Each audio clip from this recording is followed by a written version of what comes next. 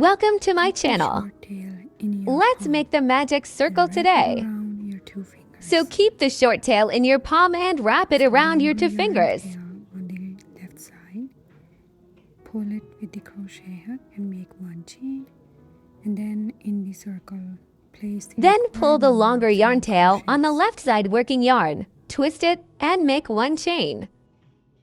Once finished adding the single crochets, pull the yarn Take it tail off your fingers as it is. to close the magic ring and continue. And then in the circle place the required number of single crochets.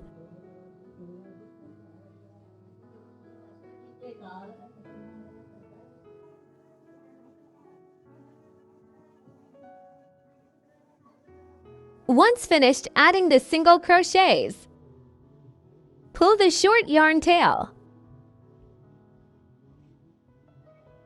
To close the magic ring and continue. Hoping you enjoyed the video.